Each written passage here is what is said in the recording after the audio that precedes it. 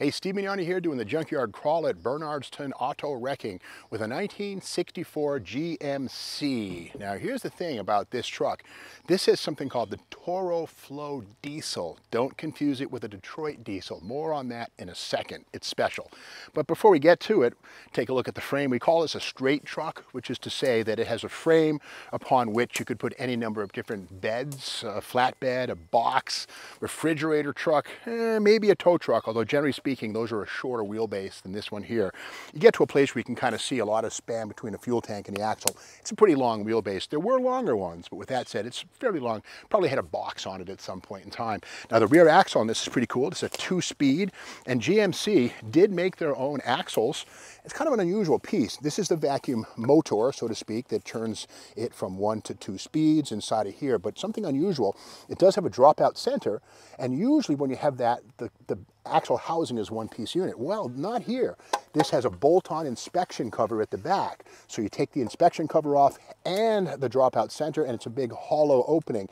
Maybe more prone to flex than a one-piece differential, but with that said, this is a GMC-made axle. They made their own axles as well as getting them from Rockwell, Timken, and other companies. But you can always tell a GMC axle by this little bolt-on cover right here. And as a kid, I'd see these things in traffic all over the place. The Kelsey Hayes 6-lug wheel right here is a 5-lug, but again, heavy-duty stuff. Would take a split rim, bolt right on there, dualies in the back. Massive leaf springs. You know, if you think a Chrysler Superstock leaf spring with 8 leaves is a big deal, look at this monster right here. And cool to see the C-leg style U-bolts right here to anchor it. Interesting that they don't go straight up and down, but again, this is part of the design right here. And let's get back into the cab. Again, 1964. The weird thing on this one here, it is a diesel truck for sure. Here's the tank on the side here. It does have dual exhaust, which is insane. It's something that somebody whipped up, but we can see right here, one of the pipes here and one there. It is a V6 engine. We'll get to that in a second. I'm teasing you here, but again, this thing must have sounded crazy with the dual pipes and the V6 engine under the hood. But before we go there, here's inside the cab, manual transmission. And we can see that this one has an interesting tachometer. It only goes to, I guess, what, 4,000 RPM. You can see it on the right-hand side right there. So definitely the diesel engines were not high revvers. 80-mile-an-hour speedometer, has the usual vacuum gauges, etc., for the vacuum for the air brakes and all the other things that the vacuum operated inside. Now this one here, the cabs on these trucks are similar to a half-ton Chevy or GMC pickup. They can be transferred, but the floors are generally different and need to be changed out to suit the half-ton truck floor. Something kind of weird here, this gas tank, it's truly here. It's all there. So this is either a recabbed truck, because the diesel trucks did not have fuel tanks in the cab like this. So it's kind of weird. A gas type fuel tank with a diesel. So who can say old trucks, you never know. But here's an interesting little toy from the Ideal company, a GMC little electric toy truck. This is the original V6 electric truck. See the little V6 logo right there. Usually that means gasoline power. Again, more on that in a second. But this thing would have sat on a little racetrack and followed the groove, hit the little electric switch on this thing, it would turn on, and with the batteries inside, it would be electric truck. But it's cool. When I was a kid, I had one of these things. It was really cool. I love the detail on this. Dual wheels in the back. Anyway, kind of cool. Now getting back to this truck, the big deal on this one here is a diesel. Now don't think Detroit diesel. Generally speaking, 2-stroke, very popular engine. They call them the Screamin' Jimmies. And in fact, if you watch on YouTube, people like to do runaway diesel videos, and you basically hold the fuel rack in a wide open position on a 2-stroke diesel. It'll run for about 10-15 minutes before it blows up. Kind of cruel, but funny to watch. But this is not a Detroit diesel. This is the Toro-Flow. Let's open the hood and have a look. And 3, 2, drum roll. There it is, the mighty Toro-Flow. Now here's the thing, it is a V6, it's on a 60-degree V, very narrow, but it's a diesel. In fact, the weird thing about the Toro-Flow is that the intake and exhaust tracks are on the outside of the engine. That's the intake manifold right there. There's one on each side, cast aluminum, that thing right there, and basically it feeds from the air, and the exhaust is also on this side. If this was a gasoline V6, same family, the intake, the carburetor would be inside the valley. But on this one, there's a Bosch American mechanical fuel pump, and we can see it right here.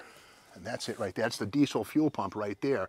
And that is what occupies the V. So again, this was a cousin to the gas-powered V6s that were truck engines, the 305s on up, but this is a specific diesel unit. So again, getting back to GMC diesels, this is a little brochure here, GM Diesel, the Universal Power. This is from 1964, and this is mostly about the Detroit diesels, the two strokes, which were 90-degree Vs. There were bigger engines. There was even some inlines. But again, you know, the whole idea here was GMC was talking about the Detroit diesel. And it's cool, the thematic thing. Modern man has marshaled a strong, invaluable ally, power, which has allowed him to build, to transport, to communicate, and to explore as never before possible. Power has allowed man to overcome his own lack of physical strength. Take that, Arnold Schwarzenegger. What was once a monumental job is now an everyday feat. What once took years now takes days or even hours. Of course, GMC takes pride in. Today, diesel power, particularly GM diesel power, not Cummins or any of the others, is the most efficient, most economic, and thus the most widely used power for heavy-duty commercial and industrial jobs. There it is, man, the two-stroke Screamin' Jimmy. Now, that's a two-stroke engine. This, the Toro-Flow, is a four-stroke. And in fact, here is Fleet Owner magazine from November '64, and they're bragging about the new engine.